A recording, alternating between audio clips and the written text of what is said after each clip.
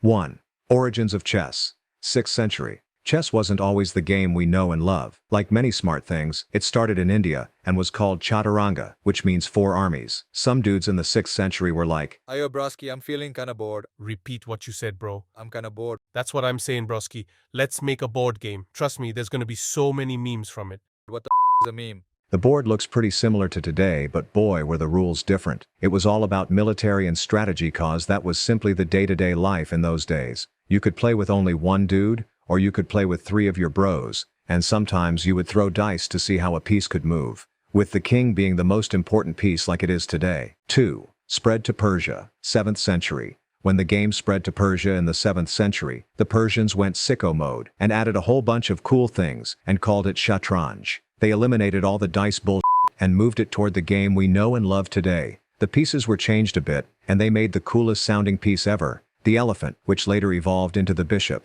Persians were super big on shatranj, and they looked at people who played it as being super smart, and they also played it to just chillax. The Persians also made some terms that are still used today, like Shah, which means king, which eventually evolved into Czech. 3. Arrival in Europe. 10th century. The Muslim world saw all of this and was like, boy, this is a sick game. I know who would love this. Spanish people. So after bringing the game to Europe in the 10th century, the Europeans of course also ended up loving it, but at first it was only played by super rich dudes. Little by little the rules started changing, and everybody was feeling themselves with this new epic game. The church, however, didn't really understand all the chess memes at the time, but quickly realized that this game was pretty Gucci and would end up making people get super big-brained if they played it. 4. Standardization of rules. 15th century. At some point in the 15th century people were like, yo man, this is crazy. We all playing the same game but we got different rules. We gotta fix this ASAP. What the are you doing, bro? That ain't how the knight moves. Yes, it is, fam. My dad taught me they move in a T. Nah, bro, they move in an L. I bet you one day people will finally know how the knights move. The first thing they notices was that the queen and bishops were weak nerfed as so they decided to give them a little boost to make them super OP. The queen only used to be able to move one square and was super useless, so they made it the most OP piece ever. This was also the time when tactics and attacks such as the King's Gambit were invented. 5th. First chess books. 16th century. At just about this point, people started realizing that, yeah, they were getting pretty good at chess, but they also got tired as from teaching everyone, and decided that writing books to teach others is a way better approach. Good morrow, kind sir. Prithvi, didst thou know that in the time to come men shall begin to offer up the rook in sacrifice? Fie, such a practice hath been in use since the 16th century, I tell thee. This levy doth merely echo what we have long known. 6. Birth of competitive chess. 19th century. It wasn't long until people started really trash-talking each other, so they just had to whip out a chess tournament to see who was really the GOAT. The first tournament happened in 1851, and it was created by the dude who was probably the best out of everyone at the time, Howard Staunton, and bro probably just wanted to clap everyone else in the tournament. This was super important cause it introduced some of the tournament rules we know today, such as the time controls, knockout format, and things like that. Some people would take a million years to play a move, so clocks had to be introduced in 1883, so that tournaments wouldn't last for 73 years. Some pretty smart dudes also started getting together and creating the first chess clubs, such as the London Chess Club, where they would come and just chillax and talk about chess. 7th World Chess Championship, 1886. When the first World Championship was held in 1886, believe it or not, Magnus the GOAT wasn't yet there, cause he was just negative 104 years old at the time. It was held between William Steinitz and Johannes Zukertort, but Steinitz ended up wiping the floor with him and became the first chess GOAT of all time. He was so good that many people consider him the daddy of modern chess strategies, cause he introduced many sick chess concepts like making pawn structures controlling the center, and many things everyone wants to learn so they can stop being a 500 rated noob. 8. FIDE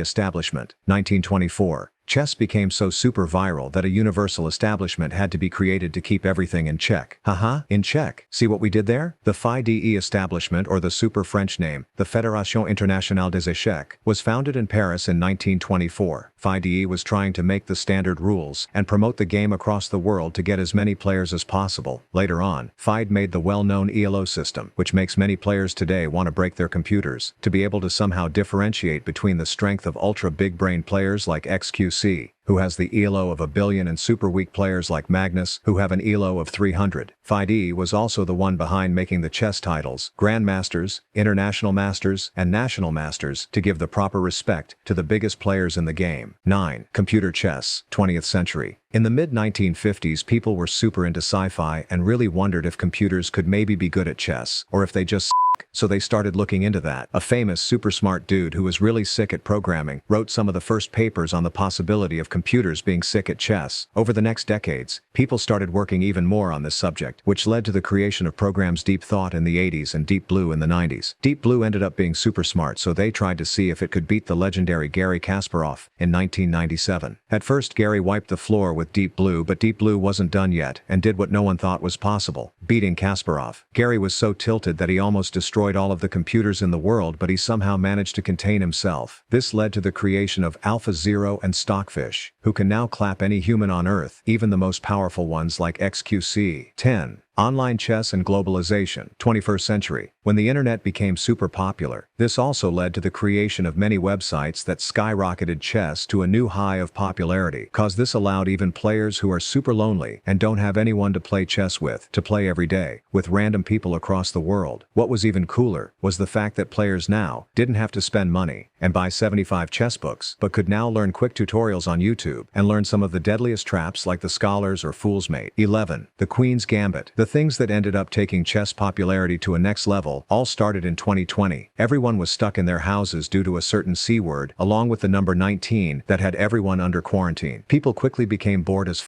and tried to watch every single show and movie that exists, and Netflix found the perfect time to release the show, The Queen's Gambit. This show was made on the book of the same name from the 80s, and is based on Beth Harmon, a female chess player playing in the 1950s and 1960s, rising to the top of the chess world, and going sicko mode. This show ended up giving the people exactly what they needed: giga hype, and something to do while stuck in their house. This led to 1 billion new people who knew nothing about chess becoming interested, and starting to grind the out on chess.com. 12. POG Champs. In 2020, chess became so insanely viral that even YouTubers and streamers started hopping on the popularity train, and everyone came together and made a chess streamers tournament called POG Champs. This led to a ton of funny moments with streamers like Ludwig, XQC, Penguin Zero showing the world how amazing they are at chess, with even the GOATs like Hikaru Nakamura entering as both a coach and a contestant. One of the funniest chess moments of all time occurred in the POG Champs tournament, when GM Daniel Naroditsky coached Penguin Zero to risk it and try and beat with XQC in 6 moves, and making one of the funniest situations of all time. So far, there have been 6 POG Champs tournaments, and this led to chess reaching astronomical levels of popularity, with chess getting so many new players who have never even thought about chess before, with chess becoming super cool instead of everyone thinking chess players are nerdy fat dudes in their mom's basements. 13. Cheating scandal. In 2022, the GOAT Magnus played another Grandmaster Hans Niemann in the Sinquefield Cup and ended up losing to him. After that, Magnus very quickly left the chat and just straight up left the entire tournament ASAP. This led to 1 billion controversies, making up theories about why this happened and what's gone down. Magnus didn't specify, but people started thinking about if Hans maybe cheated, cause the GOAT Magnus is so good that the only way to beat him is by cheating. Later on, in an online match against Niemann, Magnus resigned after just 1 move, and crap hit the fan, with everyone sure there was something very sus going on there. Very quickly after this, Magnus ended up indirectly accusing Niemann of cheating with him, bringing in question the fact that Hans shot up in rating and won a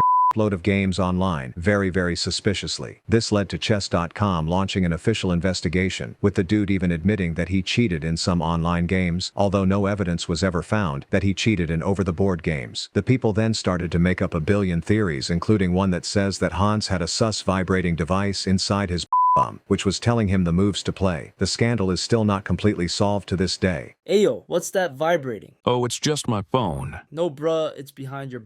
Recently, Magnus just clapped Hans back by beating him with the score of 17.5 to 12.5 during the chess.com Speed Chess Championship. Hikaru clapped Hans even harder, beating the poor guy 21-9. Hans better starts using his beads again. 14. Magnus refuses to defend the world champ title. After the smoke had gone down from these crazy things that happened, the GOAT announced that he was tired from kicking everybody's all the time and decided to pull out from the World Championship. He said that he was just bored with waiting at the board for his opponents to play their moves cause it was obvious that he was gonna end up clapping them anyways, so he decided to go look into different aspects of the game such as rapid and blitz chess. This was huge news cause it is quite rare that a legend like this, while on top of his game and power, decides to just walk out on the title. What ended up happening is that Ding Liren and Ian Nepomniachtchi battled for the 2023 title, with Ding Liren becoming the new world chess champion. 15 Gukesh becomes the youngest world championship challenger in history. This year, after playing an insane candidates tournament, Indian prodigy Domaraju Gukesh ended up winning and becoming the youngest world champion challenger. I was so mad when this dude win, brah. I know my Indian audience would be mad, but